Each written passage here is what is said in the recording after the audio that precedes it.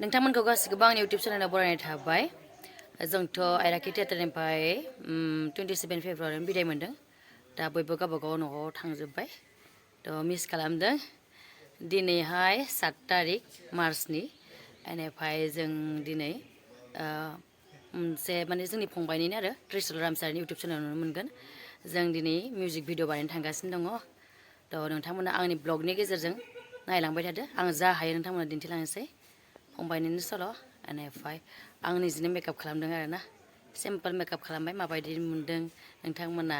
Comments खालामदो थ' नायलांबाय थादो नोंथांमोना जों दा थांनोसै आरोना लकेसनसिम दे मामा हेल' होनदो आनैनि इउटुब चेनेलाव नोंथांखौ बरायबाय होनदो दे मामा दे देरबा होननांगौ ने जानि जसलिन मामाखौ खनसे बामस्राबाय आरोना जों दा थांनोसै सानसे बामनो मोननाय नंला नों बे जोंहा फंबायनि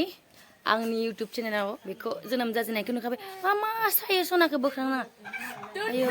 देरबाय नै 5 मान्थ जाबाय मामा थांसै आनैया लिपस्टिक नांबाय ना मामा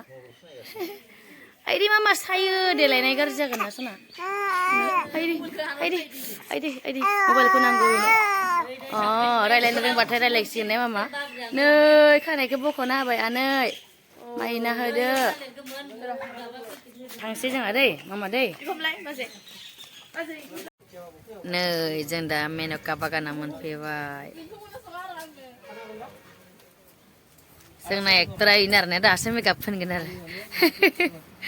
खाथिसो नालाय नै बाइकजोंनो स्कुटिजोंनो फैजोबदों जोंना टिमा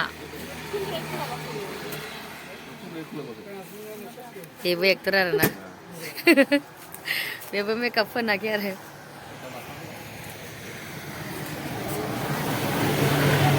नै मेकआप आर्टिस्ट गोदान नांगौबा कन्टेक्ट खालाम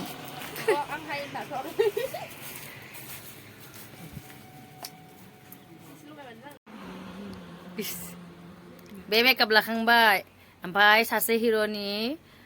सुट लागासिनो दं आरोना ओमफ्राय नै बेबो आंखौ हेल्प खालामदों आरोना मेकआपाव बाखि आं गावबो खालामदों खानायफोरखौ बे खालामना होदों ओमफ्राय बे सेंग्रा सानैखौ बे फोनदों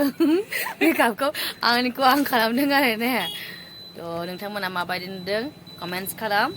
बेनिफ्राय साननैसो उनाव जोंनि भिडिअ फैगासिनो दङ त्रिशुल रामचारि इउटुब चेनेलावहाय नुनो मोनगोन आङो लिंकखौ आंनि ब्लगाव होना दोनखागोन रिलिज होनायनि उनाव ओमफ्राय आं दिनैनि ब्लगखौ एसेबां दोनथ'नोसै मानो होनबा आं सुट लाबाथाय टाइम मोननाय नंला ब्लग लानो नंगौना?